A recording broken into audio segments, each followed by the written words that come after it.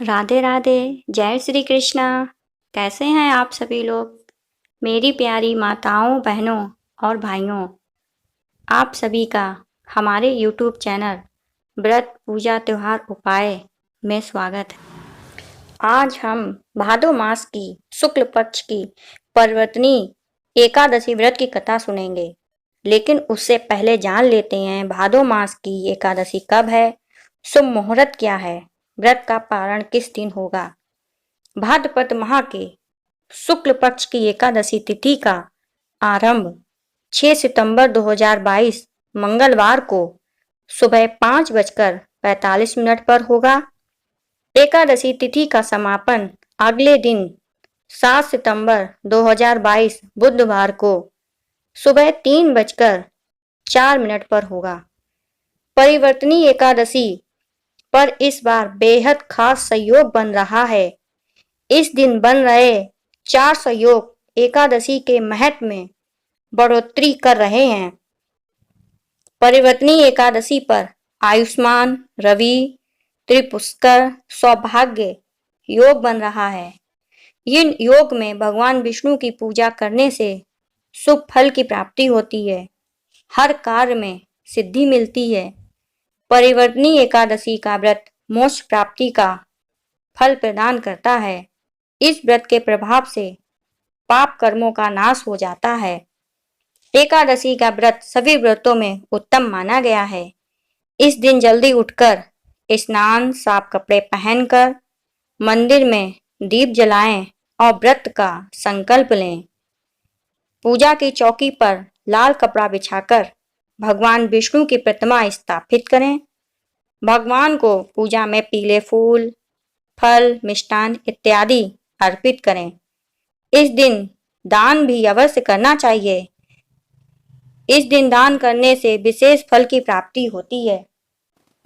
भादो मास की एकादशी को परिवर्तनी एकादशी, पदन परिवर्तनी एकादशी, जयंती एकादशी, चतुर्मास एकादशी इत्यादि नामों से भी जाना जाता है। इस दिन भगवान करवट लेते हैं, इसलिए इसको परिवर्तनी एकादशी भी कहते हैं। यदि अब तक आपने हमारे YouTube चैनल को सब्सक्राइब नहीं किया है तो जरूर कर लें और बेल आइकन को दबाना ना भूलें, जिससे आने वाली सभी वीडियो समय पर आप तक पहुंचती रहे। चलिए तो अब हम सुनते हैं भादो मास की शुक्ल पक्ष की परिवर्तनी एकादशी व्रत की कथा। युधिष्ठिर कहने लगे, हे भगवान, भाद्रपद शुक्ल एकादशी का नाम क्या है? इसकी विधि तथा इसका महत्व कृपा करके बताइए। तब भगवान श्री कृष्ण कहने लगे कि इस पुण्य, स्वर्ग और मोक्ष को देने वाली तथा सब पापों का नाश करने वाली उत्तम वामन एकादशी का महत्व मैं तुमसे कहता हूँ। तुम ध्यान पूर्वक सुनो। यह पद्म परिवर्तनी एकादशी जयंती एकादशी भी कहलाती है। इसका यज्ञ करने से वाजपेय यज्ञ का फल मिलता है। पापियों के पाप नाश करने के लिए इससे बढ़कर कोई उपाय नहीं है। जो मनुष्य इस एकादशी के दिन मेरी वामन रूप की पूजा करता है, उससे तीनों लोग पूज्य होते हैं। अतः मोक्ष की इच्छा करने वाले मनुष्य इस व्रत को अवश्य करें। जो कमल नयन भगवान का कमल से पूजन करते हैं, वे अवश्य भगवान के समीप रहते हैं। जिसने भाद्रपद शुक्ल एकादशी को व्रत और पूजन किया, उसने ब्रह्मा, विष्णु सहित तीनों लोकों का पूजन किया। अर्थात एकादशी का व्रत अवश्य करना चाहिए। इस दिन भगवान करवट लेते हैं, इसलिए इसको परिवर्तनी एकादशी भी कहते हैं। भगवान के वचन सुनकर युधिष्ठिर बोले कि भगवान, मुझे संदेह हो रहा है कि आप किस प्रकार सोते हैं, करवट लेते हैं तथा किस तरह राजा बलि को बांधा और वामन रूप रखकर क्या क्या लीलाएं की। चतुर्मास के व्रत की क्या विधि है तथा इसके शयन करने वाले मनुष्य का क्या कर्तव्य है, सो आप मुझे विस्तार से बताइए। श्री कृष्ण कहने लगे कि हे राजन, अब आप सब पापों को नष्ट करने वाली कथा का श्रवण करें। त्रेता युग में बलि नामक एक दैत्य था। वह मेरा परम भक्त था। वेद सूक्तों से वह मेरा विधि विधान से पूजन, नित्य ही ब्राह्मणों का पूजन तथा यज्ञ आयोजन करता था। लेकिन इंद्र से द्वेष के कारण उसने इंद्रलोक को जीत लिया था, जिस कारण सभी देवता भगवान के पास गए। बृहस्पति सहित इंद्र आदि देवता नतमस्तक होकर वेद मंत्रों द्वारा भगवान का पूजन और स्तुति करने लगे। तब मैंने वामन रूप धारण करके 5वां अवतार लिया और राजा बलि को जीत लिया। युधिष्ठिर बोले, हे जनार्दन, आपने वामन रूप धारण करके उस महाबली दैत्य को किस प्रकार जीता? श्री कृष्ण बोले, मैंने वामन रूप में बलि से 3 पग भूमि की याचना करते हुए कहा, ये मुझको 3 लोक के समान है और हे राजन, ये तुमको अवश्य ही देनी होगी।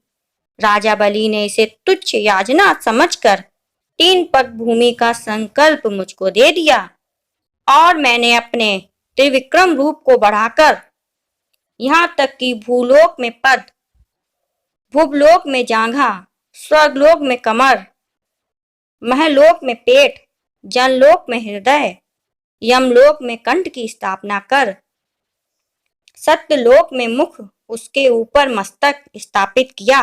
सूर्य, चंद्रमा आदि सब गण, योग, नक्षत्र, दंद्रादिक देवता और शेष आदि सब नागगणों ने विविध प्रकार से वेद सूक्तों से प्रार्थना की। तब मैंने राजा बलि का हाथ पकड़कर कहा कि हे राजन, एक पद से पृथ्वी, दूसरे पद से स्वर्लोक पूर्ण हो गए, अब तीसरा पद कहाँ रखूं? तब बलि ने अपना सिर झुका लिया और मैंने अपना पैर उसके मस्तक पर रख दिया, जिससे मेरा वह भक्त पाताल को चला गया। फिर उसकी विनती और नम्रता को देखकर मैंने कहा कि हे बलि, मैं सदैव तुम्हारे निकट ही रहूंगा। विरोचन पुत्र बलि से कहने पर भाद्रपद शुक्ल एकादशी के दिन बलि के आश्रम पर मेरी मूर्ति स्थापित हुई। उसी प्रकार दूसरी क्षीर सागर में शेष नाग के पृष्ठ पर हुई। हे राजन, इस एकादशी को भगवान शयन करते हुए करवट लेते हैं, इसलिए तीनों लोगों के स्वामी भगवान विष्णु का उस दिन पूजन करना चाहिए। इस दिन तांबा, चांदी, चावल और दही का दान करना उचित है। रात्रि को जागरण अवश्य करना चाहिए। जो विधि पूर्वक इस एकादशी का व्रत करते हैं, वे सब पापों से मुक्त होकर स्वर्ग में जाकर चंद्रमा के समान प्रकाशित होते हैं और यश पाते हैं। जो पापनाशक इस कथा को पढ़ते या सुनते हैं, उनको 1000 अश्वमेध यज्ञ का फल प्राप्त होता है। मेरे वीडियो को लाइक कर दें और कमेंट बॉक्स में जय श्री विष्णु भगवान अवश्य लिखें।